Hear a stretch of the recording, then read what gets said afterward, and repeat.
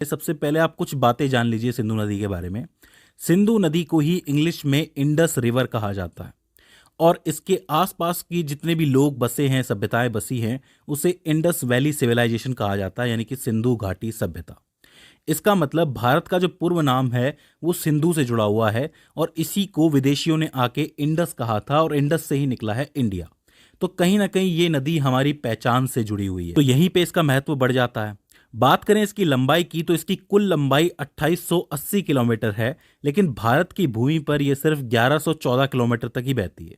मतलब इसका 1114 किलोमीटर का एरिया है जो भारत की भूमि पर बहता है, बाकी वैसे इसकी लंबाई 2880 किलोमीटर है। अब ये इतनी लंबी नदी है, इसीलिए ये दुनिया की सबसे बड़ी नदी घाटियों में से एक मानी जाती है। मैं आपको बता दूं कि सिंधु नदी का जो कुल क्षेत्र है वो 11,65,000 वर्ग किलोमीटर के अंदर फैला हुआ है, तो ये बहुत बड़ी घाटी है। ठीक है, अब हम नक्शे से समझने की कोशिश करते हैं कि इसका उद्गम स्थल क्या है। तो देखो ये नक्शा आपके सामने है। इस नक्शे में आपको लद्दाख नजर आएगा, जम्मू कश्मीर नजर आएगा, अक्साई चीन नजर आएगा, पाकिस्तान ऑक्यूपाइड कश्मीर जिसको पीओके आप कहते हो वो नजर आएगा, बाकी का पाकिस्तान नजर आएगा और इधर साइड में तिब्बत नजर आएगा। तिब्बत आज की तारीख में चाइना का भाग है। इस तिब्बत के अंदर ही एक पर्वत है कैलाश मानसरोवर और उसी के पास एक झील है जिसको कहते हैं मानसरोवर झील।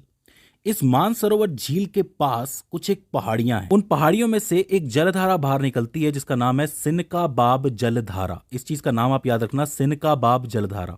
और इसी जलधारा से सिंधु की शुरुआत होती है।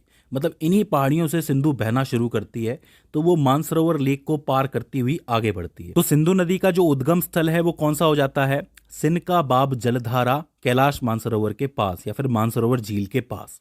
ठीक है, ये नदी यहां से बहना शुरू करती है, धीरे धीरे करके ये तिब्बत को पार करती है और जब ये इंडिया में एंटर करती है तो इंडिया में सबसे पहले ये लेह जिले के अंदर एंटर करती है। मैं आपको बता दूं कि टोटल लद्दाख आपको नजर आ रहा है। लद्दाख के अंदर सिर्फ दो ही जिले हैं, एक आपका कारगिल है और दूसरा है लेह। तो सबसे पहले सिंधु नदी लेह के अंदर प्रवेश करती है और इस तरीके से आगे बढ़ती हुई जाती है।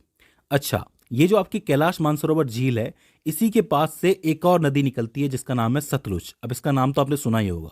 सतलुज धीरे धीरे करके आगे बढ़ती है और वो भी इंडिया के अंदर ही एंटर करती है और ये आगे जाके सिंधु नदी से मिल जाती है। तो आप ये कह सकते हो कि सतलुज नदी जो है वो सिंधु नदी की सहायक नदी है। तो सिंधु प्रवाह मार्ग के अंदर दो नदियां बाहर से शुरू होती हैं, मतलब चाइना से शुरू होती हैं, तिब्बत से शुरू होती हैं। एक तो खुद सिंधु नदी और दूसरी सतलज नदी। इस सिंधु नदी के ऊपरी भाग में लेह होता है और दक्षिणी भाग के अंदर करगिल होता है। कभी कभी पूछ लिया जाता है कि कौन सा शहर है जो सिंधु के रास्ते में आता है, तो आप लेह कह सकते हो और करगिल कह सकते हो। अब यहाँ चार ऐसी नदियां हैं जो भारत से निकलती हैं और सिंधु नदी में जाके मिलती हैं। अब हम उसका एक एक करके क्रम देखते हैं। सबसे पहले आती है झेलम नदी। झेलम नदी जो है वो जम्मू कश्मीर से निकलती है। जम्मू कश्मीर के अंदर एक जिला है अनंतनाग नाम का, उस जिले के अंदर वेरीनाग नाम का एक झरना है, वहां से निकलती है आपकी झेलम नदी। ये जो झेलम नदी है इसी के किनारे एक शहर बसा हुआ है जिसका नाम है श्रीनगर। तो श्रीनगर के नाम से क्वेश्चन बन जाता है या फिर नदी के नाम से क्वेश्चन बन जाता है कि झेलम नदी के किनारे कौन सा शहर है या फिर श्रीनगर कौन सी नदी के किनारे बसा हुआ है। तो इस चीज को आपको याद रखना है। ये हो जाती है पहली नदी सिंधु के बाद। इसके बाद दूसरी नदी आती है चिनाब नाम की। ठीक है, चिनाब नदी जो है आपकी हिमाचल प्रदेश से शुरू होती है। वहां पे दो जिले हैं, एक है लाहौल और एक है स्पीति। इन दोनों जिलों के ऊपरी हिस्से से ये नदी शुरू होती है। वहां पे एक बारालाचा नाम का एक दर्रा है, वहां से ये नदी शुरू होती है। देखिए, दर्रे या फिर पहाड़ों का मतलब तो आपको पता है, तो उन पहाड़ों से इसकी शुरुआत होती है। लेकिन हिमाचल प्रदेश में चिनाब को चंद्रभागा नदी के नाम से जाना जाता है। अब ऐसा क्यों? ऐसा इसलिए क्योंकि वहां पे दो नदियां हैं, एक है चंद्र नदी और एक है भागा नदी। ये दोनों आपस में आके मिलती हैं बारालाचा पर और वहां इन दोनों के मिलने से चिनाब नदी शुरू हो जाती है। तो वहां पे उसे चंद्रभागा कहा जाता है, भाई मिली हुई नदी है, और यहाँ पे इसे चिनाब कहा जाता है। तो आपको चिनाब याद रखना है। ठीक है, हिमाचल प्रदेश, लाहौल और स्पीति जिला। इसके बाद तीसरी नदी होती है रावी नदी। रावी नदी भी हिमाचल प्रदेश से निकलती है, वो कांगड़ा जिले से निकलती है जहाँ पे रोहतांग दर्रा है। जैसे ऊपर बारालाचा दर्रा था वैसे यहाँ पे रोहतांग दर्रा है और यहां से निकलती है आपकी रावी नदी। इस नदी से एक सवाल और बनता है कि रावी नदी के किनारे कौन सा शहर बसा हुआ है, तो आप लिखेंगे लाहौर शहर।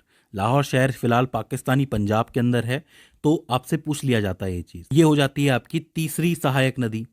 इसके बाद आती है आपकी व्यास नदी। जो कि निकलती है हिमाचल प्रदेश से, वो भी निकलती है आपके रोहतांग दर्रे से ही निकलती है। लेकिन ब्यास नदी की खास बात यह है कि ये आगे जाके सतलज के अंदर मिल जाती है, और जहाँ पे ये सतलज से मिलती है उसको हरिके क्षेत्र के नाम से जाना जाता है, या फिर हरिके संगम के नाम से जाना जाता है। तो आपसे पूछा जा सकता है कि जहाँ पे व्यास और सतलज नदी मिलते हैं उस जगह को क्या कहते हैं? हरिके क्षेत्र। और वहीं पे है इंडिया की सबसे लंबी कैनाल, जिसको हम इंदिरा गांधी कैनाल के नाम से जानते हैं। मैं आपको बता दूं कि ये 650 किलोमीटर लंबी है, और इसकी मदद से पंजाब, हरियाणा और राजस्थान के कुछ हिस्सों को पानी भी दिया जाता है। तो ये बहुत ज़रूरी योजना थी, इसके बारे में ज़रूर पूछ लिया जाता है। और इसके अलावा सतलुज के बारे में मैं आपको बता ही चुका हूँ कि वो तिब्बत से शुरू होती है, मानसरोवर झील के पास से। लेकिन एक इम्पॉर्टेंट चीज़ ये है कि सतलुज के ऊपर एक डैम बना हुआ है, एक बांध बना हुआ है, जिसका नाम है भाखड़ा नागल डैम। पूछ लिया जाता है। तो सिंधु नदी के बाद की जो 5 नदियां हैं उनका क्रम ये है: झेलम, चिनाब, रावी, व्यास और सतलज। इसमें से सतलज ही है जो इंडिया के बाहर से आ रही है, बाकी खुद सिंधु भी इंडिया के बाहर से आ रही है। तो ये क्रम आपको याद रखना है, इस क्रम से आपको सारी चीजें क्लियर हो जाएंगी। अब यहाँ पे कुछ एक जरूरी बातें हैं जो आपको जान लेनी चाहिए कि जो आपकी चिनाब नदी है, आप एक चीज देखेंगे कि चिनाब नदी में चारों नदियां आपस में मिल रही हैं आके, और लास्ट में चिनाब नदी जो है सिंधु नदी में मिल जाती है। तो आप ये कह सकते हो कि चिनाब नदी जो है वो सिंधु नदी की सबसे लंबी सहायक नदी है। ये एक इंपॉर्टेंट पॉइंट है, पूछा जाता है, इसको जरूर लिख लेना कि सबसे लंबी सहायक नदी कौन सी है, तो आप लिखेंगे चिनाब नदी है। ठीक है। और टोटल मिलाकर के ये जो सिंधु नदी है जाकर के अरब सागर में गिरती है। तो इसका उद्गम तिब्बत में होता है, और ये खत्म कहाँ जाके होती है? अरब सागर में होती है, वहां चली जाती है। कुल मिला के ये 3 देशों से होके गुजरती है, सबसे पहले चीन, उसके बाद भारत और फिर पाकिस्तान। इसके अलावा 1960 में सिंधु जल समझौता भी हुआ था, जो कि सिंधु और बाकी बची 5 नदियों के पानी के लिए था, जो इंडिया और पाकिस्तान के बीच हुआ था कि इन 6 नदी के पानी का किस तरीके से इस्तेमाल करना है। तो इसमें जवाहरलाल नेहरू और अयूब खान दोनों शामिल थे और उन्होंने दस्तखत किए थे। इसके मुताबिक जो 3 नदियां ऊपर की हैं, सिंधु, झेलम और चिनाब, उनका 80% तक पानी जो है पाकिस्तान के पास जाएगा, और जो बाकी 3 नदियां हैं, रावी, व्यास और सतलज, उसका 80% पानी जो है वो भारत के पास आएगा। तो दोस्तों ये हो जाता है सिंधु प्रवाह मार्ग। आई होप आपको समझ में आया होगा, कि आपको सारी जगहें भी समझ में आई होंगी, और किस तरीके से कौन सी नदी कहाँ निकल के कहाँ जा रही है ये बात भी आपको समझ में आई होगी। अगर इसके बाद भी इसके अंदर आपको कोई क्वेरी आती है, कोई दिक्कत आती है, तो आप हमें कमेंट सेक्शन में बता सकते हैं। तो दोस्तों आज की इस वीडियो के अंदर बस इतना ही। See you in the next one.